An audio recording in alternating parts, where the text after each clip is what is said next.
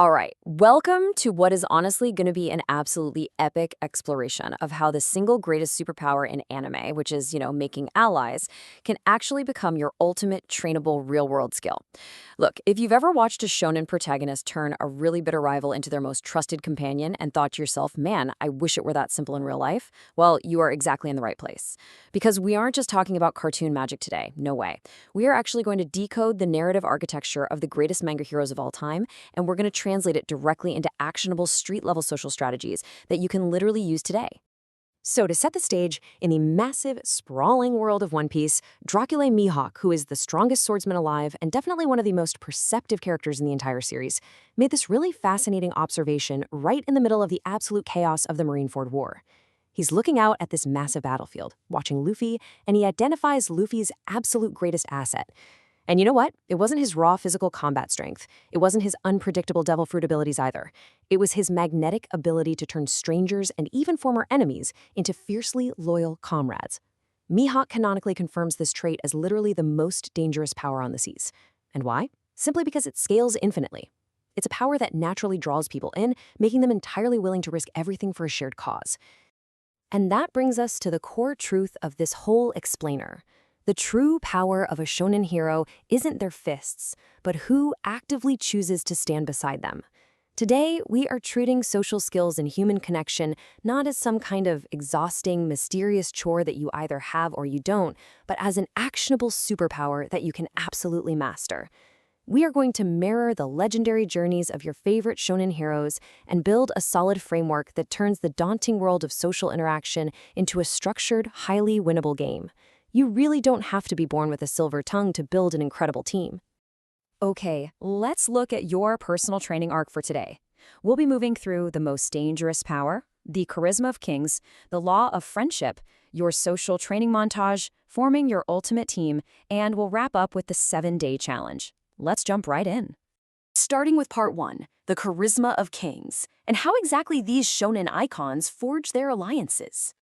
Let's really analyze how the absolute legends actually forge these unbreakable bonds.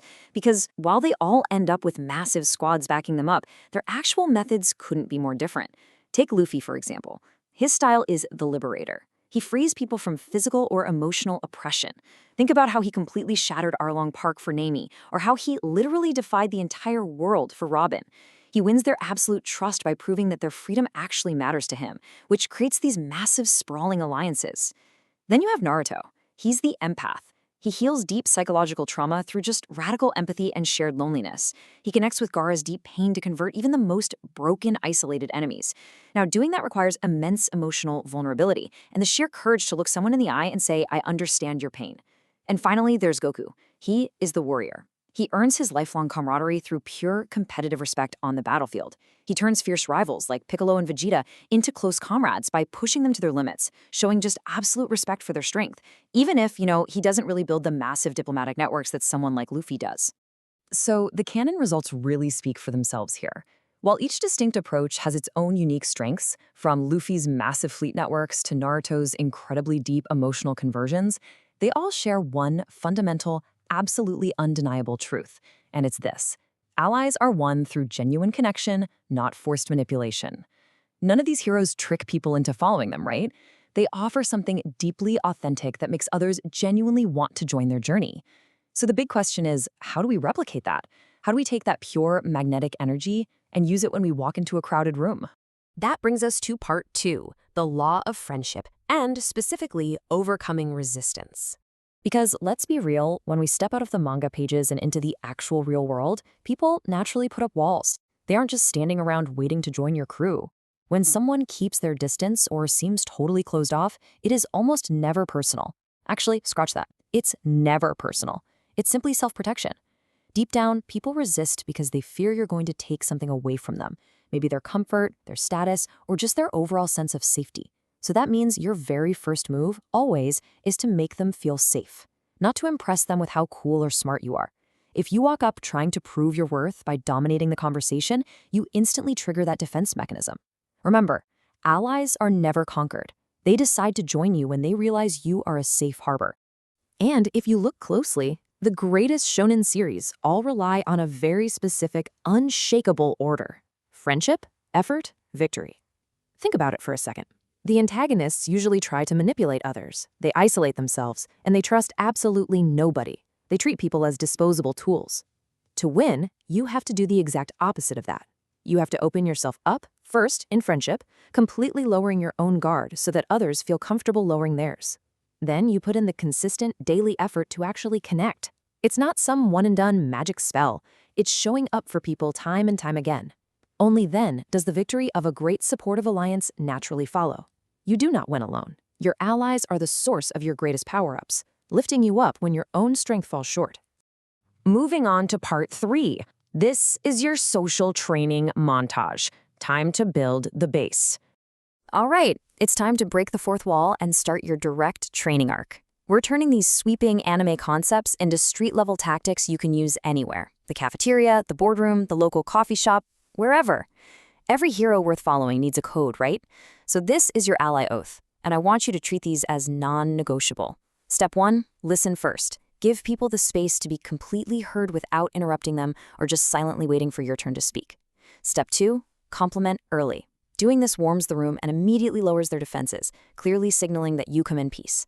And step 3, keep respect.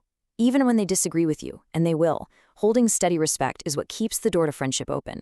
It shows your ego isn't fragile. Now, let's double-click on how to execute that second oath flawlessly. Because a compliment only works if it actually lands. You want to use specific, low-risk, observation-based compliments about things they deliberately chose. Instead of offering some vague flattery about their innate talents, say something like, "Hey, I really like your backpack," or "That was a brilliantly structured point you made in the meeting." It has to be immediate and totally genuine. You aren't awkwardly sucking up to them, okay? You are simply signaling safety and opening a door for a real connection. It gives them an incredibly easy, positive way to respond to you. I really want you to think of every single conversation as your personal training montage.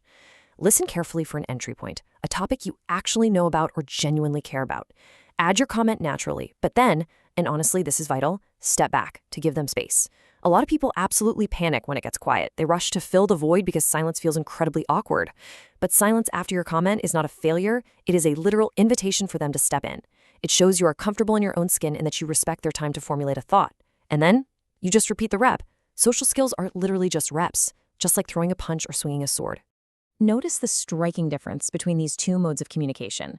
If you were just talking at someone, filling every single silence, dominating the airspace, and only talking about yourself, you essentially turn them into a captive audience. And when people feel trapped, they will naturally put their walls right back up to protect their energy. But talking with someone means listening, reflecting their thoughts back to them, taking turns, and establishing a rhythm. It's a cooperative dance. That rhythm, that really nice back and forth exchange of energy, is the absolute bedrock foundation of a true friendship. Now, disagreements, they are inevitably gonna happen. You should honestly just consider them the boss battles of social interaction. This is where your training is truly tested. But remember, the most powerful warriors do not lose their composure when faced with a challenge. Staying calm isn't a weakness, it's absolute mastery. Using neutral, respectful phrases like, "That's an interesting view," or "I can see exactly where you're coming from," shows deep empathy without surrendering your own ground. It signals profound respect without forcing agreement, which is arguably your most impressive power move. It tells the other person that the relationship itself is way more important than just being right. Moving on to part 4, forming your ultimate team, the daily grind. So, with your core conversational skills getting honed, it's time to build your actual, reliable squad. We're talking about turning these small, individual conversational reps into a recurring lunch bunch or your ultimate real-world team. But as we look at the daily grind, it's absolutely crucial to remember that even the strongest shonen abilities have a cooldown period. Social energy works the exact same way.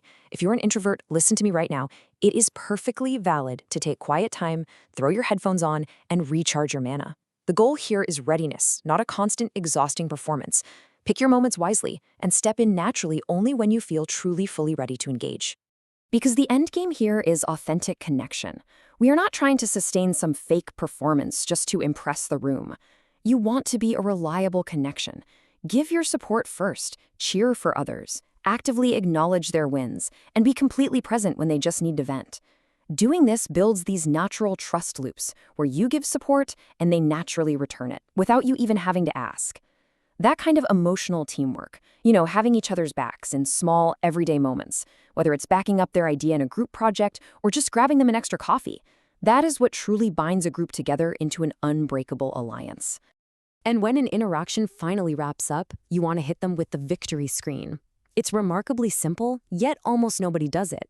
Just say, "Thanks for letting me sit with you today," or "Thanks for chatting with me, I really enjoyed it." This quietly powerful move instantly banks social XP. It tells the other person that their choice to include you actually mattered. Look, in a world where everyone is so distracted, genuine validation is incredibly rare. Leaving them with that warm feeling of appreciation is exactly what makes them actively want to include you the very next time. And finally, Part 5, the 7-Day Challenge. Welcome to your final arc. Every single epic training arc requires a final test, right? A crucible to prove that you've mastered the latent power within you.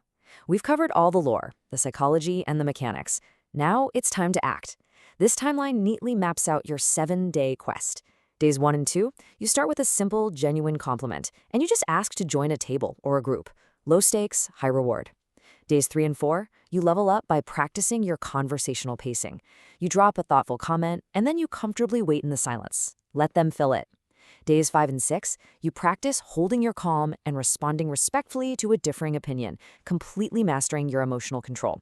And on day 7, you cash in that victory scream thank you, officially opening the door for this whole arc to continue into a genuine long-term friendship. Look, you don't need to be bitten by a radioactive spider or undergo a magical transformation or eat a mythical devil fruit to unlock this. You already possess this dangerous, world-changing power inside you. Every hero does, right from the very beginning of their story, before they ever even throw a single punch. It just takes a bit of deliberate effort, a real willingness to be completely open, and the courage to step outside your comfort zone and practice these daily skills to truly unlock it. So as you are looking around at your own world and at the incredible potential you have sitting right in front of you to build your ultimate team, the only question left for your story is, who will you invite to your table today? Think about that as you go out there. Thank you so much for joining me for this explainer, and I'll catch you in the next one.